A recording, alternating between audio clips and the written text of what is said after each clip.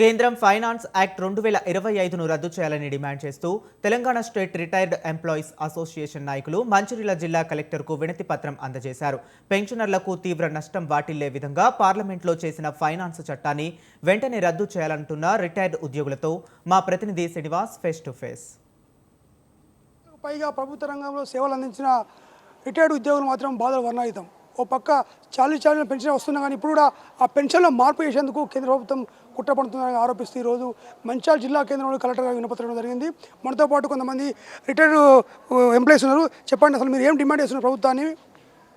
ఈరోజు మాకు రాష్ట్ర ప్రభుత్వ ఉద్యోగులకు మరియు కేంద్ర ప్రభుత్వ ఉద్యోగులకు మరియు విశ్రాంత ఉద్యోగులకు అందరికీ కూడా పూర్వకాలంలో నకారా గారి యొక్క రిట్ పిటిషన్ ప్రకారంగా 59, 39, 41 1980లో మాకు ఈ యొక్క పెన్షను సౌకర్యము కల్పించారు. అది యథావిధిగా ఇప్పటి వరకు కొనసాగుతున్నది.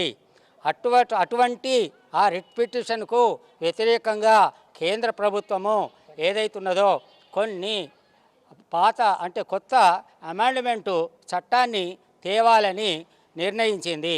దాన్ని వ్యతిరేకిస్తూ పూర్వము నకారా గారు ఇచ్చినటువంటి రిట్ పిటిషన్ ద్వారా మాకు వచ్చేటువంటి విశ్రాంత ఉద్యోగులకు ప్రభుత్వ ఉద్యోగులకు వచ్చేటువంటి అన్ని సౌకర్యాలు యథావధిగా కొనసాగించాలని మేము కేంద్ర ప్రభుత్వానికి మన ప్రధానమంత్రి మోడీ గారికి మేము విజ్ఞప్తి చేయడానికి ఈరోజు మా మంచిర్యాల జిల్లా యూనిట్ మరియు లక్షట్పేట్, జన్నారం, బెల్లంపల్లి, చెన్నూరు అన్ని యూనిట్లలో, దండపల్లి, దౌడపల్లి అన్ని యూనిట్లలో దాదాపు ఈరోజు 100 మంది మేము ఒక మెమోరాండము కలెక్టర్ గారికి, జిల్లా అధికారి గారికి సమర్పించాము.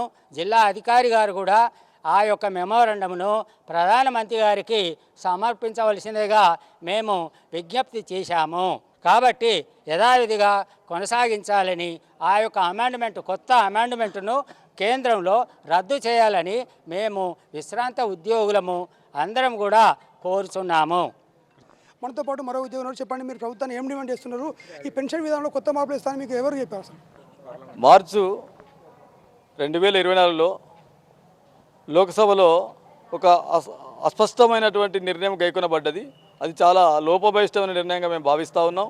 పెన్షన్లకు ఒకే వేతన విధానం ఉండాలని మేము మొదటి నుంచి డిమాండ్ చేస్తున్నప్పటికీ లోక్సభలో పెన్షన్స్ యొక్క వేతనాన్ని ఒకే సీలింగ్ వేతనంతో ఇవ్వాలన్నట్టు ఒక అస్పష్టమైన విధానాన్ని కేంద్ర ప్రభుత్వం లోక్సభలో ఆమోదింపజేసింది. దాన్ని మేము నిర్బంధంగా జాతీయ పెన్షనర్లు అందరూ ఖండిస్తూ ఉన్నాం. ఇలా దేశవ్యాప్తంగా ఆల్ పెన్షన్స్ను ఉద్యమపాటు చేపట్టాము. మొదటి విడతగా ఈరోజు కలెక్టర్ల ద్వారా ప్రధానమంత్రికి మెమోరాండం పంపిస్తున్నాము. ఆ తర్వాత దశలవారీ పోరాటాలు ఉంటాయి. ఈనాటితో ఆగిపోదు. సమస్యలు అనేటివి చాలా ఉన్నాయి. ఆ సమస్యలను పరిష్కరించడానికే ఈ వేదికల ద్వారా ఉద్యమించడానికి మేము సన్నద్ధం అవుతున్నాము. అందులో మొదటి విడత ఇది. కలెక్టర్ గారి ద్వారా దేశ ప్రధానమంత్రి గారికి మెమోరాండం సమర్పించడం, ఆ తర్వాత రాజ్యసభకు ఈ బిల్లు వెళ్లకుండా దీన్ని అడ్డుకోవడానికి మా ప్రయత్నం జరుగుతూ ఉంది. ఈ రకమైనటువంటి విధానాలు చాలా అస్పష్టంగా ఉండడం వల్ల జాతీయ స్థాయిలో పెన్షన్లు అందరూ ఇది ఉద్యమిస్తూ ఉన్నారు. ఈ ఉద్యమం ఈనాటితో ఆగదు, మరి నిరంతరం కొనసాగుతుంది. ఇది ఆగేంత వరకు ఈ పోరాటం ఆగదని ఈ వేదిక ద్వారా విజ్ఞప్తి చేస్తున్నాం. మంచిర్యాల జిల్లా అండ్ యూనిట్ ఆధ్వర్యంలో ఈనాడు ఒక భారీ కలెక్టర్కు మెమోరాండం సమర్పణ, మహావిజ్ఞాపన పత్రం సమర్పణ జరిగింది. ఇది ఈనాటితో ఆగదు, భవిష్యత్తులో కూడా మా పోరాటం ఉద్యమిస్తామన్న విషయాన్ని ఈ వేదిక ద్వారా తెలియపరుస్తున్నాం.